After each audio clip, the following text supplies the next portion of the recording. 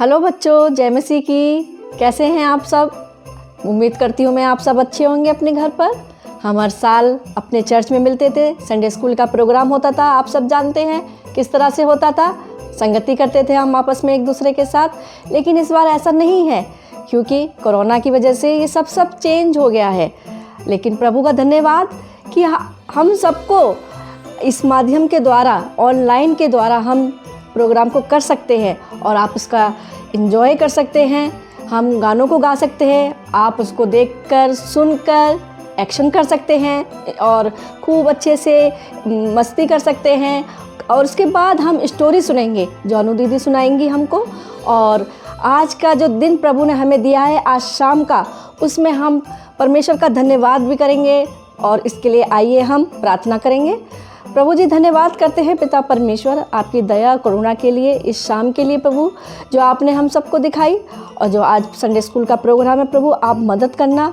जो भी उस प्रोग्राम के अंदर, कुछ भी प्रोग्राम है जो भी आप जानते हैं, लेकिन प्रभु आप उसमें मदद करना, हमारी सहायता करना पिता परमेश्वर। गीतों के द्वारा और स्टोरी के द्वारा प्रभु आपको महिमा मिले।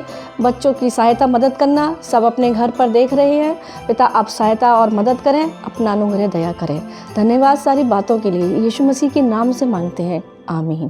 तो बच्चों, हम गानों को सुनेंगे जो हम ऑनलाइन में अभी देख रहे हैं। अपने मोबाइल में देखिए, टीवी पर देखिए, जिस तरह से भी आप देख सकते हैं उसका एंजॉय करिए, खूब डांस करिए। फिर उसके बाद हम स्टोरी सुनेंगे। और धन्यवाद प्रभु का।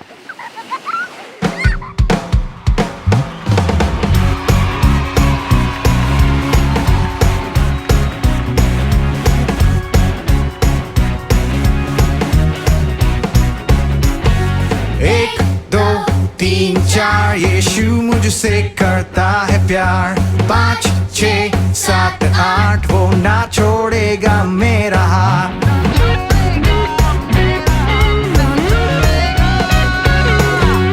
1 2 3 4, यीशु मुझसे करता है प्यार।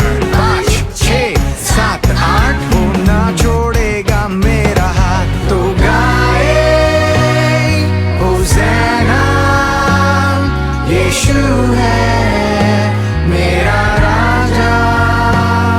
तो गाए होज़ैना, चाहे बजे 9 10 11 12।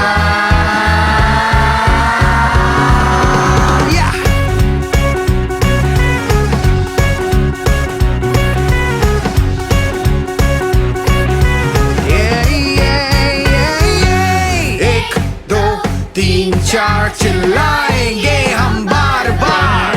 5 6 7 8, हमेशा है वो मेरे साथ।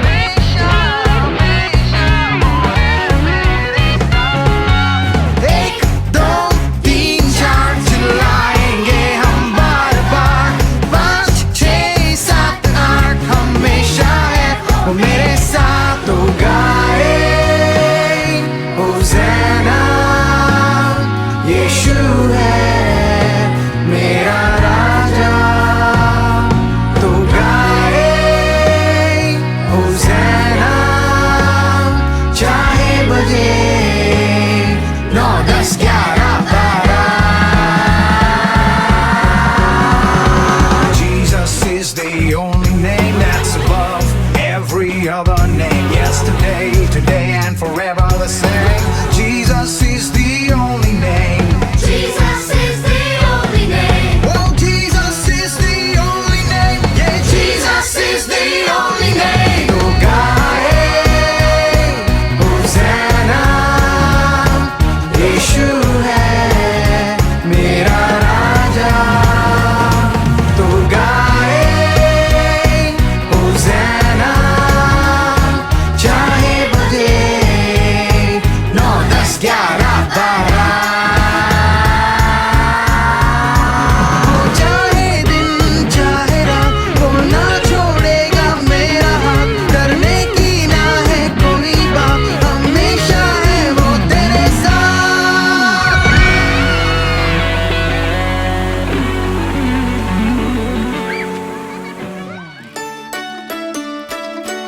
आओ बच्चों, आज सुनते हैं एक नया गाना, उसका जो है सबसे प्यारा, जो सदा रहेगा हमारा, और जिसका नाम है सबसे ऊंचा।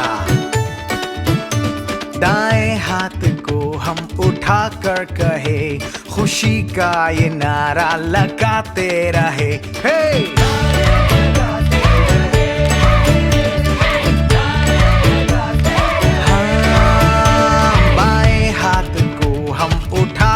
कहे सारी दुनिया को हम सुनाते रहे, यीशु जिंदा है, यीशु प्यारा है, वो हमारा है सदा।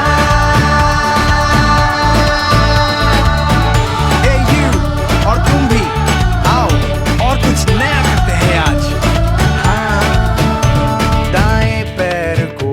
बढ़ाते हुए जहां के हर कोने में जाकर कहे, हे!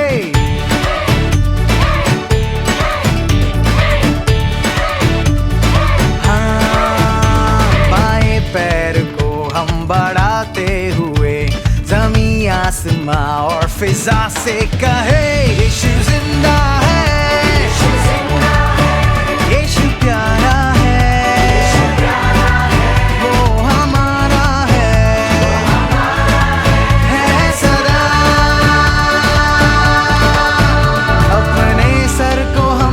झुका के सजदा तुझे करते हैं, अपनी आवाज को हम उठा के यही सदा गाते हैं, यीशु जिंदा है, यीशु प्यारा है, वो हमारा है सदा।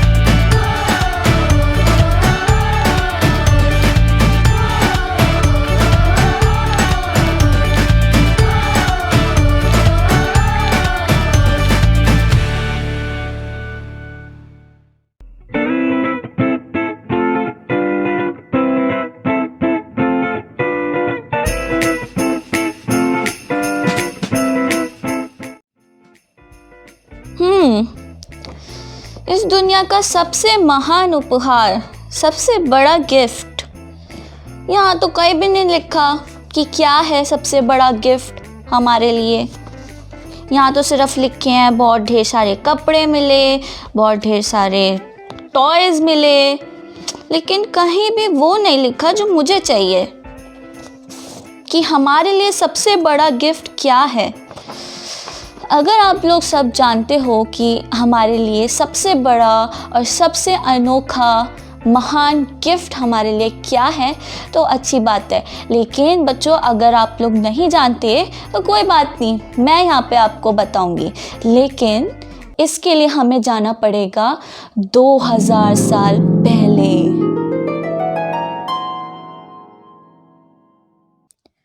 लगभग 2000 साल पहले एक महिला थी जिसका नाम मरियम था। वह नासरत के एक नगर में रहती थी और जिसकी सगाई यूसुफ नाम के एक पुरुष के साथ हुई थी। एक दिन परमेश्वर ने मरियम के पास एक स्वर्गदूत को भेजा। स्वर्गदूत गैब्रियल ने मरियम से कहा, शांति तुम्हारे साथ हो, परमेश्वर ने आपको आशीर्वाद दिया है और आपसे प्रसन्न है।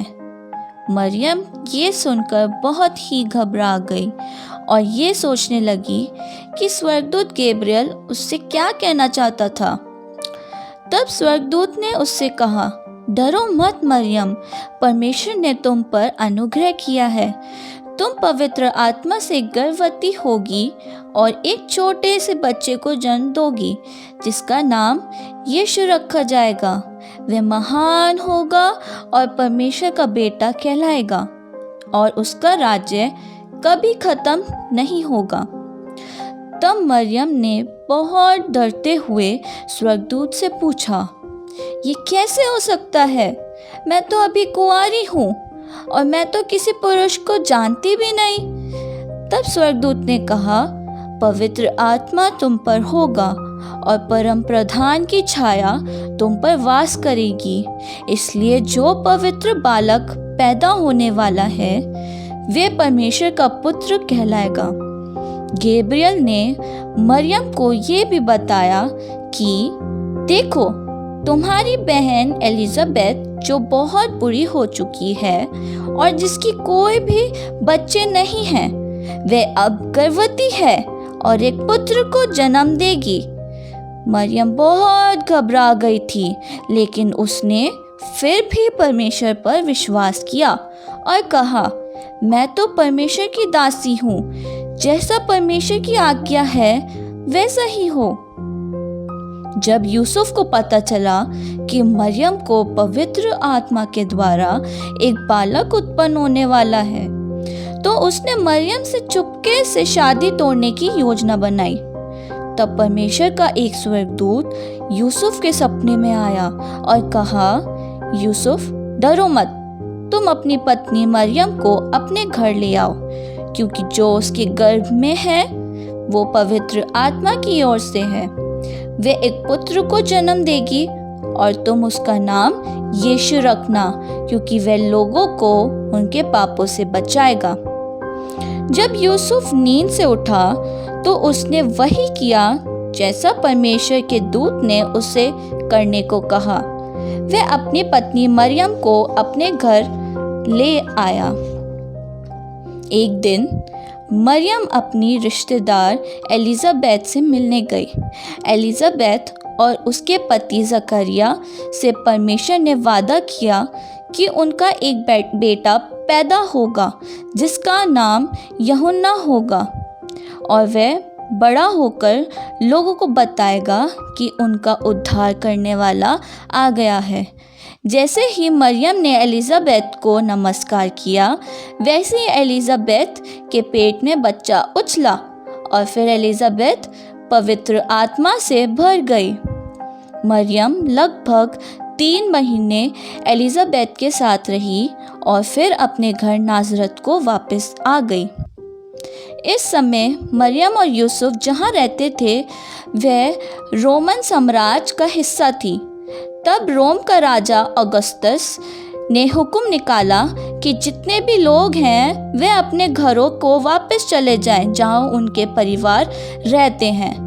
मरियम और यूसुफ बेथलेहम को निकल गए, क्योंकि वो जगह थी जहां यूसुफ का परिवार रहता था। उनके लिए ये बहुत लंबा सफ़र था। जब वे वहां पहुंचे तो उनके लिए कोई भी कमरा खाली न मिला। सब ने उन्हें ये बोलकर मना कर दिया कि अब हमारे पास कमरे खाली नहीं हैं। इसलिए उन्होंने अपनी रात एक गौशाले में गुजारी जहां भेड़ और बकरियां रहती थीं। उस रात मरियम ने अपने बेटे को जन्म दिया और उसे एक कपड़े में लपेटकर एक चरनी में रख दिया। चरनी वह स्थान है जहां भेड़ बकरियां अपना खाना खाती थीं। उस रात दूर पहाड़ों पर गडरिये अपनी भेड़ और बकरियों की देखभाल कर रहे थे। तभी परमेश्वर का एक स्वर्गदूत उनके पास आया। वे ये देखकर बहुत घबरा गए थे। तब स्वर्गदूत ने उनसे कहा, डरो मत, मेरे पास तुम्हारे लिए और सबके लिए एक खुशखबरी है। आज बेथलेहम के एक नगर में तुम्हारा उद्धारकर्ता जन्मा है। तुम उसको एक चरनी में कपड़े में लिपटा हुआ पाओगे। तब सब गडरिये खुशी से गाने और बजाने लगे। जब स्वर्गदूत चला गया तब गडरियों ने एक दूसरे से कहा, चलो चलो बेथलेहम को देखने वहाँ क्या हुआ है। तब उस रात गडरिये बैतलहम को गए। वहाँ उन्होंने चरनी में बालक यीशु को पाया, जैसा कि उनको बताया गया था। तब गडरिये वापस अपने भेड़ों और बकरियों की रखवाली करने चले गए और वह परमेश्वर की प्रशंसा करने लगे, जिसने अपने पुत्र को उनका उद्धारकर्ता बनाने के लिए भेजा। जब बालक यीशु का जन्म हुआ, तब फिर आसमान में एक बड़ा सा तारा दिखाई दिया। देशों में कुछ मजूसियों ने वो बड़ा सा तारा देखा और वे सोचने लगे कि उसका मतलब क्या हो सकता है। वे इतने चालाक थे कि उन्हें पता चल गया कि ऐसा तारा तब दिखाई देता है जब एक महान राजा का जन्म हुआ हो। इसलिए वे उस नए राजा की खोज में निकल गए, साथ ही उसके लिए तोहफे भी लाए। मजूसियों ने उसी तारा का पीछा किया और पीछा करते करते वे यरूशलेम को पहुँचे।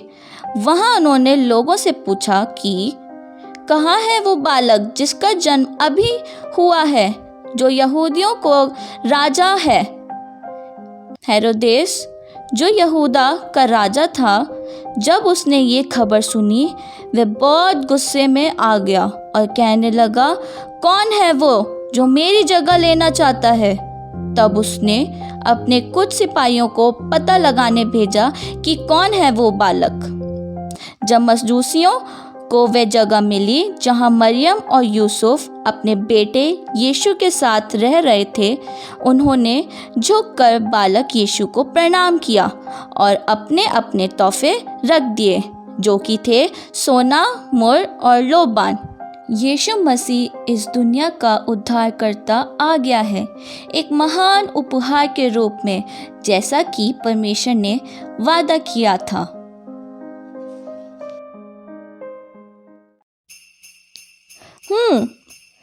तो अभी हमने सीखा कि हमारे लिए इस दुनिया में सबसे महान तोहफा क्या है। अभी हमने स्टोरी में देखा यीशु मसीह जो हमारे लिए आए इस दुनिया में। परमेश्वर ने अपना प्यार दिखाया कि उन्होंने अपना एकलौता पुत्र इस दुनिया में दे दिया, सिर्फ हमारे लिए। और ये है हमारे लिए सबसे बड़ा और महान उपहार, द ग्रेटेस्ट गिफ्ट।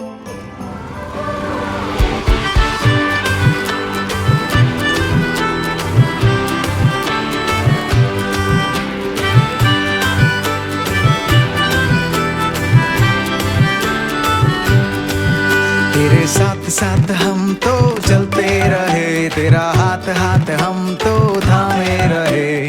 साथ साथ हम तो चलते रहे, तेरा हाथ हाथ हम तो थामे रहे। चाहे जहाँ भी हम जाएंगे, यीशु का नाम हम ले जाएंगे। हम सब एक होकर बोलेंगे, खुशियों से शोर मचा देंगे। हंगामा होवे, जश्न मनाए, यीशु मसीह की जय गाए। हंगामा होवे, जश्न मनाए, यीशु मसीह की जय गाए।